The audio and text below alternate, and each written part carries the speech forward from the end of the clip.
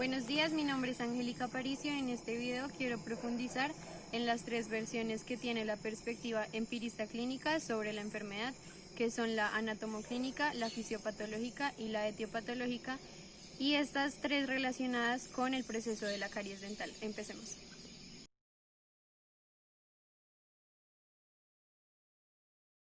La versión anatomoclínica surge desde el siglo XVI, pero se consolida en la obra de Juan Bautista Morgagni en el siglo XVII. Básicamente, esta versión lo que dice es que la lesión anatómica pasa de ser la simple descripción del hallazgo clínico a ser el fundamento de la patología. Como consecuencia de esta versión y de su descripción surgen las técnicas semiológicas, que son la observación, la palpación, la auscultación y la percusión.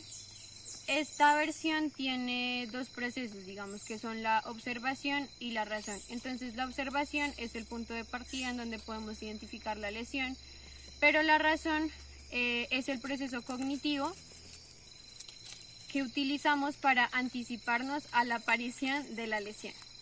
Entonces, el signo es el fenómeno observado y se correlaciona con su causa material, que es la lesión.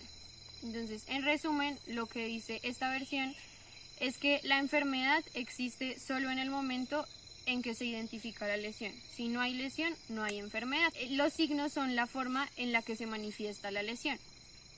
Si quisiéramos hablar de la caries dental y la descripción de la enfermedad desde la corriente anatomoclínica, podríamos afirmar que su fundamento está en la lesión, que sería la cavitación del diente, el huequito en el diente.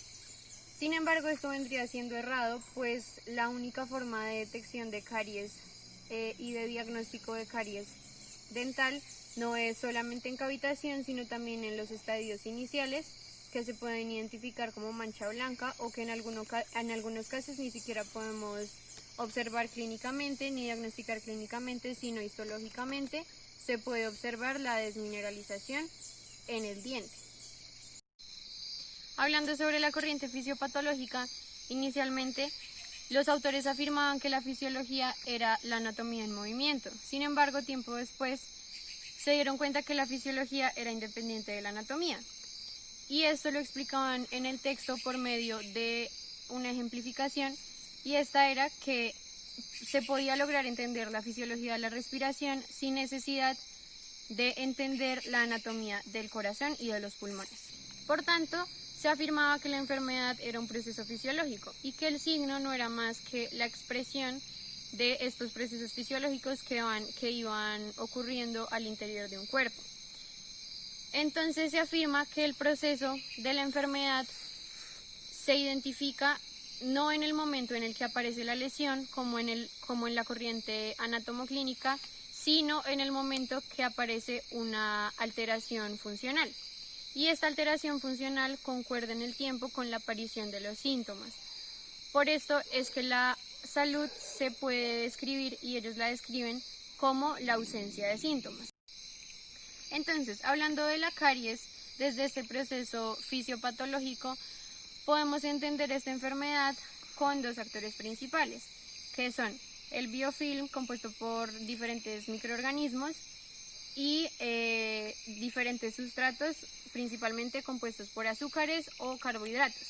Entonces, lo que ocurre es que cuando este biofilm entra en contacto con los azúcares, los microorganismos hacen una fermentación y un proceso metabólico en el que se producen diferentes tipos de ácidos, entre ellos el ácido láctico. Este ácido láctico baja el pH de la cavidad oral y empieza a haber una desmineralización del tejido inorgánico y orgánico del diente, lo cual podemos identificar inicialmente en lesiones que no se pueden identificar clínicamente porque no son cavitadas, y luego, cuando estos factores siguen existiendo en la cavidad oral por más tiempo, se puede identificar ya una lesión cavitada. Por último está la versión etiopatológica, en donde tiene como tres ramas principales, que son la toxicológica, la microbiológica y la inmunológica. Y esta afirma que el fundamento de una enfermedad es la etiología, que se divide en estos tres campos. Es decir, que es indispensable que existan estos microorganismos o estas condiciones inmunológicas o toxicológicas para que se desencadene una enfermedad, y que ese es su único fundamento. Entonces, hablando sobre la caries dental desde esta perspectiva etiopatológica, podemos entender esta enfermedad a través de los microorganismos que tienen un papel importante en ella. Entonces, el biofilm bacteriano, que era uno de los principales agentes, se compone principalmente por la familia de Streptococcus, entre ellos el Streptococcus mutans, el Streptococcus sanguis, mitis u oralis.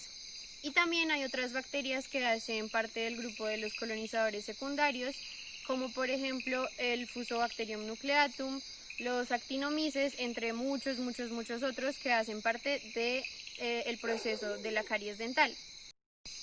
Sin embargo, podemos darnos cuenta que una vez más esta corriente microbiológica o etiopatogénica es errada, pues los microorganismos no son el único factor que se debe tener presente para que se desencadene la enfermedad de la caries dental. Como lo habíamos visto ya antes, entonces es necesario que hayan tanto los microorganismos como el consumo de diferentes alimentos que contengan sacarosa para que pueda haber este metabolismo que produzca ácido y que ocasione la desmineralización del diente. Estas tres versiones fueron muy discutidas y tuvieron muchos enfrentamientos durante el siglo XIX. Sin embargo, durante el siglo XX ya lo que empezó a ocurrir fue que se empezaron como a complementar para producir una definición de enfermedad en donde se tuviese en cuenta tanto la fisiología como la microbiología, inmunología y toxicología, y también la parte anatómica. Entonces, como podemos darnos cuenta, el proceso de la caries no solamente está relacionado con estos aspectos biológicos que ya vimos, en los que también hacen parte el sustrato dental, el consumo de alimentos, la saliva y su efecto buffer, la dieta y el flúor disponible que hay en la cavidad oral, sino que también tiene otros factores que hacen parte de ella, que son los factores sociales, en donde podemos identificar, por ejemplo, la educación, la clase social, el acceso a los servicios de salud, la cantidad de información que puede recibir una persona, el conocimiento, los ingresos, entre muchos otros que también tienen una gran incidencia con el proceso de la caries dental. Por eso es que la definición actual de caries es que es una enfermedad multifactorial. Me gusta mucho esa definición porque da cuenta de no solo toda la parte biológica, sino también toda la parte social.